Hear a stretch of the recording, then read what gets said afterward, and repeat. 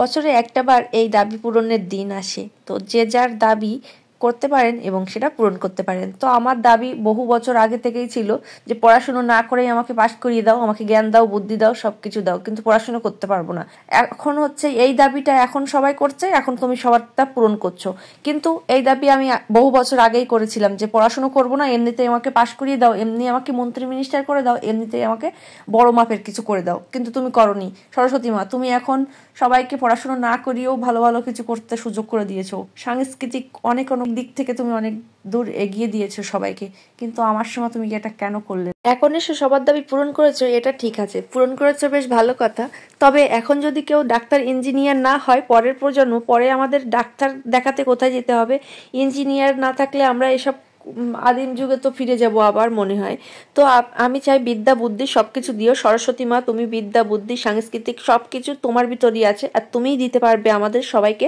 তো তুমি নাচ গানের সাংস্কৃতিক দিক থেকে আমাদের এগিয়ে দিয়েছো, কিন্তু আমাদের অনেকটা পিছিয়ে দিয়েছো বিদ্যার দিক থেকে। সেই বিদ্যার দিক থেকে যেন আমরা আরো উপরে উঠতে পারি এবং পরের প্রজন্ম যেন আরো উপরে উঠতে পারে, নাহলে ডাক্তার ইঞ্জিনিয়ার এগুলো না হলে আমরা কিন্তু সেই আদিম যুগে আবার ফিরে যাব। তাই বলবো বিদ্যা বুদ্ধি সবকিছুই দিও আর এগিয়ে নিয়ে যেও আমাদের। 5-10 বছর তো সেই আগের মতো পড়াশুনো আর নেই, আর আগের মতো সেই ডাক্তার ইঞ্জিনিয়ার ভালো ভালো হচ্ছে যে মানুষগুলো, জ্ঞানী মানুষগুলো, সেইগুলো খুব কমেই গেছে, সেই সংখ্যা খুবই কমে গেছে।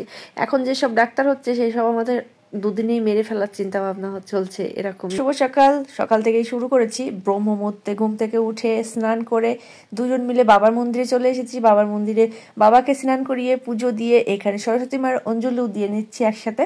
তো তারপরে রেডি হয়ে নিয়েছি, জামা পরে নিয়েছি, শাড়ি তাড়াতাড়ি পরতে পারবো না, আর খুব দেরি হয় আমার সব কিছুতে শাড়ি পরতে গেলে। তো তাই এই যে প্রথমবার তার সাথে অঞ্জলি দেওয়া। তো আজকে সরস্বতী পুজোর স্পেশাল ভিডিওটা আপনাদের সাথে শেয়ার করছি। তো কি কি করলাম সরস্বতী পুজোর দিন, তো সবটা থাকছে আজকের ভিডিওতে, দেখতে থাকুন আর আমার সাথেই থাকুন। আর বাবার বাড়ি গ্রামের ভিডিওগুলো কিন্তু পরপর দিব, এই সরস্বতী পুজোর ভিডিওটা আগে দিয়ে নিলাম।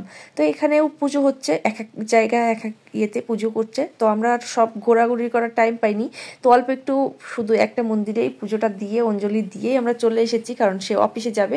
আর এই যে সকালবেলা সে রেডি করে রেখে দিয়েছিল, কিন্তু আমি কিছুই খাইনি, তো তাই ভাবলাম যে সকালবেলা তো কিছু খাওয়া হয়নি, 12টা-1টা বেজে গেছিলো, তো তারপরে অল্প একটু ভাত সেদ্ধ দিয়ে আলো চালের ভাত খেয়ে নিয়েছিলাম, আর সে চিড়ে নিয়ে গেছিলো, চিড়ে দই।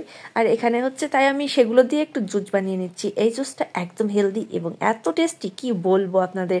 কি কি দিয়েছি সেটা তো আপনারা দেখেই নিয়েছেন। আর বিটরুট দিয়েছি, যেটা হচ্ছে অনেক পুষ্টিগুণে ভরা এবং রক্ত তৈরি করতে সহায়তা করে, তো সেটাই একটু এর ভিতর দিয়ে দিয়েছি। কালারটা দারুণ আসবে আর টেস্টটাও কিন্তু মিষ্টি মিষ্টি লাগে, খুব ভালোই লাগে। তারপরে রেডি হয়ে নিয়েছি, মানে হলুদ শাড়ি পরতে হয়, হলুদ জিনিস পূজার দিন, সরস্বতী পূজার দিন, তো তাই জন্য কিন্তু আমি হলুদ শাড়িটা বের করে পরে নিয়েছি। আর এখানে বড়মশাইয়ের জন্য স্পেশাল খিচুড়ি রান্না করব, এটা একটা শর্ট ভিডিওতে আপনাদের দিয়ে দেবো। আর আপনারা যদি এরকমভাবে খিচুড়ি রান্না করেন, প্রসাদের খিচুড়ি এত টেস্টি হবে কি বলবো। এই প্রসাদের খিচুড়িটা আমরা বাবার মন্দিরে খেয়েছি, এত টেস্টি, তো তাদের কাছ থেকে একটু শুনে চলে এসেছি বাসায় বানাবো, কারণ পুজোর প্রসাদ খাওয়ার সময় হয়নি, তার ভিতর তাকে অফিসে পাঠাবো, এই জন্য আর কি সব রেডি করেও দিতে হবে, তাই জন্য তাড়াতাড়ি চলে এসেছিলাম। পুজোর প্রসাদ খেতে পারিনি, খুব মিস করতেছিলাম, তাই